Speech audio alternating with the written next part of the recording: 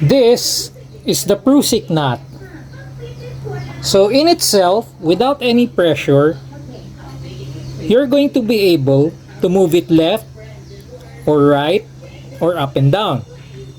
But once you apply pressure at the lower end, the rope is going to constrict itself and you will no longer be able to move it left or right or up and down.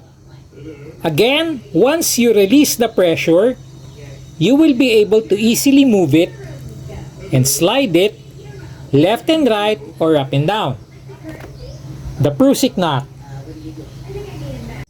You can apply it in your clothesline and it will slide left and right when there is no load. It will, however, lock once you put load under. It can be your clothes, your laundry, your ornaments, or tools. It will lock and it will not slide to the left or to the right. You can apply it to a pole or a GI pipe and the same function will work. It will slide left and right with no pressure and it will lock when pressure is applied.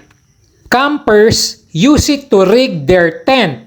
When you are setting up your tent, your shelter, or your tarpaulin, and you need to adjust the tension to make your shelter straight or make any other adjustments before finalizing it.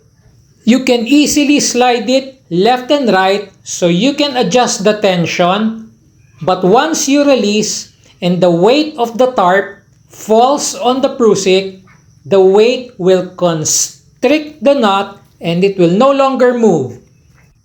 Mountain climbers, tree climbers, tree arborists use it to rope their way up and down. It's called Prusiking your way up the rope or Prusiking your way slowly down the rope. When no pressure is applied, the Prusik easily slides up and down. But when the weight of the body is applied, the Prusik will lock itself on the vertical rope. Depending on the thickness or the strength of your rope, the Prusik grip can support anywhere from 200 to 500 pounds provided you dress it properly. But just how strong is the Prusik? So we hitched a good Prusik in this pole. So in itself, it's going to slide left and right or up and down. But as soon as you start to add pressure, it's going to choke on itself and you're not going to be able to move it. You just have to dress it up properly. Question is it strong enough to support me? Let's find out. You prop up the pole against this post over here. Okay? See if it holds.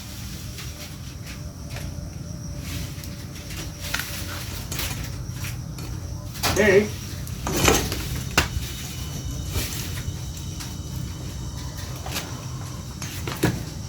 Yep. It's holding. It's holding the Prusik.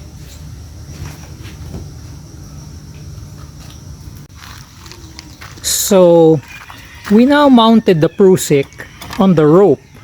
Okay, we're gonna test how it performs on the rope.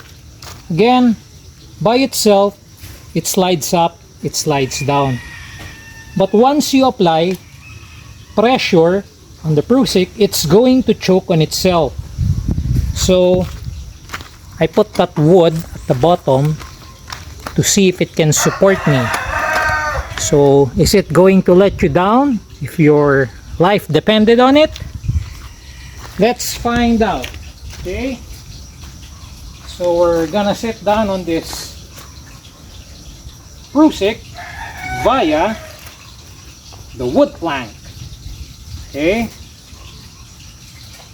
we don't want to injure ourselves because the ropes can burn if you don't handle it properly. I just wear gloves for safety. Okay. Okay.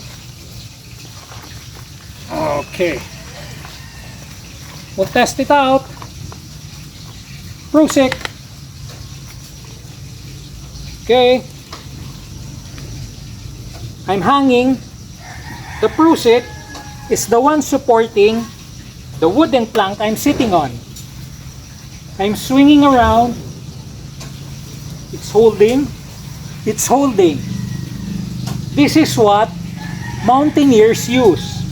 Tree arborists, cliff hangers, rope climbers. Okay? The Prusik. As soon as we let go the pressure,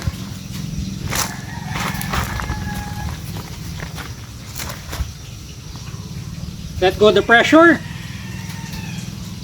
Okay?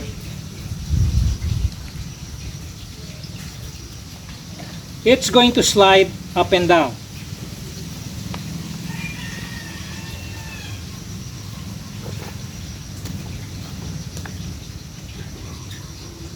There.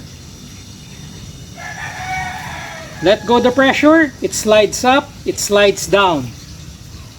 Once you apply pressure, the Prusik will choke on itself. It's going to constrict itself and it cannot be moved. Okay, now that you know what the Prusik is and what the Prusik can do, how exactly do you make a Prusik? It's quite simple, actually.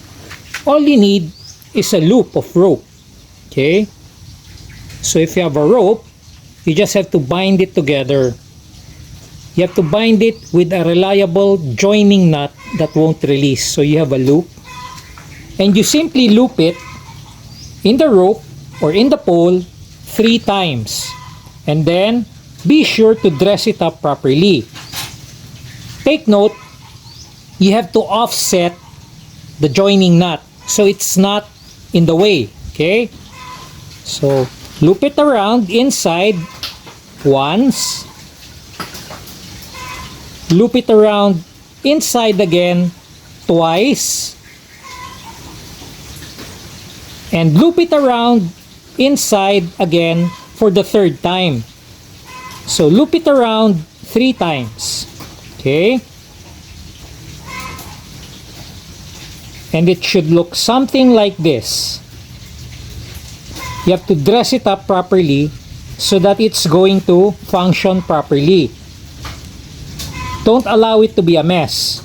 So you have 1, 2, 3, 1, 2, 3. Okay? All aligned properly. Don't let it overlap on itself like this or like that. It's not going to work properly. So you have to dress it up properly for it to function properly.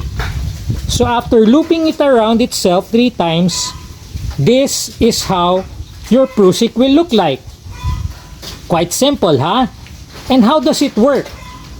So in itself, without pressure, it's going to slide left, slide right.